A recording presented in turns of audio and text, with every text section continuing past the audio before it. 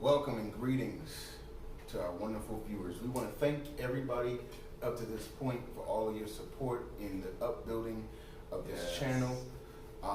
We are in great appreciation for everyone, very much so. Yes. But I want to thank you, or I want to greet you to a new episode of Fireside Chats. This is definitely going to be a hard, maybe even controversial, depending on how you see it, topic. So let's just go ahead and dive straight into it. Well, man, hey, we gonna talk about this wonderful, beautiful, magical word, submission, right? And that, as far as I just wanted to bring clarity, or actually to bring some clarity on it from submission from the man's perspective. Like, how have we been seeing it? Is it wrong? Are we abusing it, or what? Yeah, I think a complete misunderstanding on the word is where we're at, or misunderstanding of where the word is supposed to be appropriated at. A lot of times, men hear the word submission, or even women hear the word submission, and men' idea about it is, you do what I say, when I say, the way I want it done, and anytime you don't do what I say, when I say, how I want it done, then you're not being submissive, right? And that's usually the terminology, or just the way that we understand submission, not realizing that when the Bible talks about submission, it's talking about an act but towards certain commandments. So there's submission where God is like, no, this is non-negotiable. This is what a woman is supposed to submit to. Then there's submission in the sense of her liberty. Like, hey, if I choose to go into practicing that, then that's an act of love towards you, but that's not a commandment that's in alignment with where submission is always supposed to be applied at. And I think as men, we need to see the difference between those two things. What things should a woman submit to? All right, Before you go into that, is this for married women, or is this for single women, or is this just for women as a broad spectrum? Well, when God talks about wives submitting in the Bible, right, he's talking to wives. Right. So you should not be practicing commandment submissions or things you're supposed to submit to with a boyfriend or with a cuddy buddy or however you call it, because he always says, particularly in wives, submitting. Okay. He makes sure to say that. Wives. So I just want to be clear about that. And her Wives. responsibility. Okay, now, with that being said, a single woman, you need to understand what is going to be said, because when you take on the responsibility of wanting to be somebody's wife, then of course these will start to apply to you too, but more so just from the man's perspective and understanding that there's 5 particular things in the Bible that I've seen is a commandment as far as a woman submitting. And the first one is keeping the household, and it's not in any particular order, like this one is more important than this one. It's just how I'm listing the list off. First is keeping the household, loving your husband, loving your children, not neglecting your due diligence and intimacy or having sex. So just in case people get confused with the word intimacy, having sex. And then the last one, which is kind of rough, but studying to be quiet. Those are the things that are a consistent command placed on the wife, particularly throughout the word. So those are the things that submission is commanded at. Now, as far as these different things that we get into these perspectives of, as far as dealing with our wives and her submission, no, that's an issue of liberty. The best way to explain it, we did a video, a couple videos back in Romans where they talk about the perfect will of God, the acceptable will of God, and then the good will of God. And it was broken down basically like this. The perfect will of God is the commandments of God. These are stuff that are non-negotiable. You're supposed to submit in doing these things, like not fornicating, That's not up for debate. Don't do that. That's a commandment. All right. Then you have the acceptable will of God, which are liberties, which dealt with the idea of when we was talking about wine, we was talking about meats, abstaining from wine, abstaining from meats, where it's like, well, God is saying, okay, you're not necessarily not being submissive to me if you choose to eat meat or not choose to eat meat. But if you choose to lay that aside for the sake of trying to show a greater submission to me, that's acceptable. And if you don't, then you're not in any trouble either. Well, those are the differences that we as men misunderstand when we're talking about our wives submitting, understanding that some of this stuff is just basically a liberty and some of this stuff is commands, and understanding the difference between the two of them. Well, I know that we probably did this a little backwards, but let's go back. Let's define what submission is. In a layman's terms, submission is to be obedient.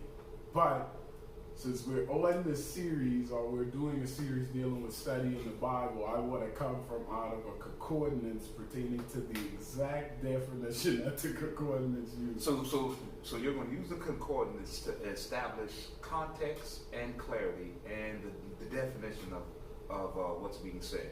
Yes. All right. So what does the concordance say about submission? Specifically, it says to be subordinate, reflectively to obey, be under obedience, obey, put under, subdue unto, be make subject to, be in subjection to, submit self unto. So the layman's word is obey. Right. So that is submission in a nutshell, to obey. Right. Okay, so therefore, because I've had conversations when I've talked with females as far as this word, and I've talked with either with men as far as this word, and when you talk about submitting, it's always that us as men, like how you were saying earlier, come with the rule with the iron fist, right? Mm-hmm. And if you don't mind, when we was talking about, you said those 5 points. You said one was for the woman to keep the house, right? And that our expectation as a man is that when I come home, well, the house better be clean, and so those are acts of submission, or is that a commandment? I just want to get the actual clarity in between the two as far as what is a command, what is a liberty. Just using some of those 5 examples that you gave. You also said as far as loving your spouse. You know, us as men, that we supposed to love our spouse, mm-hmm. and then you said also that we should that they're supposed to keep the house clean. So let's give just an example as far as with married folk. When you said keeping the house, so how's that work? As far as if it's saying, you know, they supposed to do it, and I'm a man, is that all on her? Okay, keeping the house. Yes, she is. That is a part of her act of submission. That's something that she is commanded to do within the idea that's a non-negotiable thing. So yes, it's going to have cooking in there. Yes, it's going to have cleaning in there.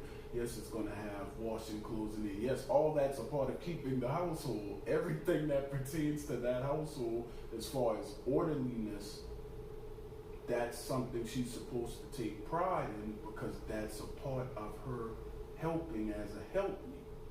Now, as a man, that doesn't now mean that, okay, since I realize that that's her job in submission, I don't have to clean and I don't have to do anything. Well, now you're abusing a liberty where, okay, if you want to choose to help her, that's your liberty, because she's specifically commanded to do that. So you choose, because I don't feel like doing that, then I'm not going to do that because that's really her thing to do and I don't have to do that. That's not loving your spouse. Anywhere where liberties are presented in the Bible, it's presented as you're always supposed to use the liberty to benefit those around you, not to benefit yourself. Right. So for example, Paul said, okay, he had no problem eating meat, which was a liberty. He could choose not to eat it, don't eat it, and he would still be good to go that part of the law is cool. He said, but if I realize that me eating meat is going to offend another brother around me or going to cause another brother around me to become consciously hurt, then I won't ever eat meat again, because it's supposed to be used in an act of love. Well, if I see that my wife is having trouble keeping up with cleaning the house because she's dealing with the kids, or she's also working, with some of our wives are actually doing now, she's actually working, or I've been off and I've been home all day and I now help compound those dishes inside that sink and I now help dirty up that bathroom, then my liberty in expressing love towards my wife, because as a man I'm told in command to love my wife, I should want to go clean those dishes, even though she's commanded and her submitting to do it, and you exercising love towards your wife, you're supposed to say, hey, though it's her business, I'm still going to help because I love her. And you get up and you go do something, because that's also an act of love, and you're commanded as a husband to love your wife. So don't use the idea of realizing that these are 5 things she's commanded to submit in and decide that now I can never exercise trying to help her with none of these stuff, because that's not love. That's not the way liberties are supposed to be used. And I will begin to question whether you're even fit to be a husband, because you don't desire to understand what it means to love as a husband. Right. So even with that said, and I do appreciate that. There's been one, I spoke with someone and they said, well, that my husband, and it was a female, said, well, my husband is supposed to submit to me also. And that I know that we've been talking about how to study the Bible, and we've talked about context. So therefore, when she came with Ephesians 5 and 21, and was saying that how we should submit one to another in the fear of God, right? So she asked the question, well, how is it that my husband is supposed to submit to me? And I just thought this would have been a good example to bring out how, when we actually study the Bible, as far as the context and what's being said, who, when, where, and why. So if you don't mind, give some clarity on that. Okay. What's interesting about Ephesians chapter 5 is there's actually 2 topics that's actually going to take place inside that chapter. Right. All right. At verse 21 that you're talking about, he says, yeah, submit yourselves one to another in the fear of the Lord. Then the very next verse after that, he says, wives, submit unto your husband as unto the Lord, like Christ dealing with the church. I'm like, hold on, wait a minute. So one verse before, you said, submit one to another's in the fear of the Lord. Then the very next verse, you said the exact opposite of what you just said the verse before. You're not making any sense to me, because he's trying to make clear that what I'm talking about here does not negate your responsibility right here. Because at the moment, the same thing with the woman, we're supposed to all submit ourselves one to another in the fear of the Lord. He said, hold on now, woman, still submit yourself to your husband. At the top of Ephesians chapter 1, it's talking about being followers of Christ. It's talking about staying away from fornication. It's talking about the idea of, as believers, holding one another accountable, dealing with that type of situation, and then being held accountable as a believer. We have to submit ourselves one to another. But because we like to generalize everything, right? He comes and says, hold on, let me clear this air out right here. Wives, submit to your husbands. Don't take this and use that to negate or to neglect this, because these are 2 different situations that I'm explaining right now. Right. So that would be a good point to show out of who, what, when, where, and why. Right. Right. Well, that's all I had to say.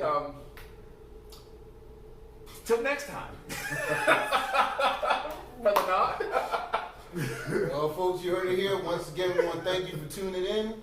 Before you go, make sure you hit that like. Go ahead and comment if you will. Please, most definitely subscribe and hit that notification bell. We'll see you next time on Fireside.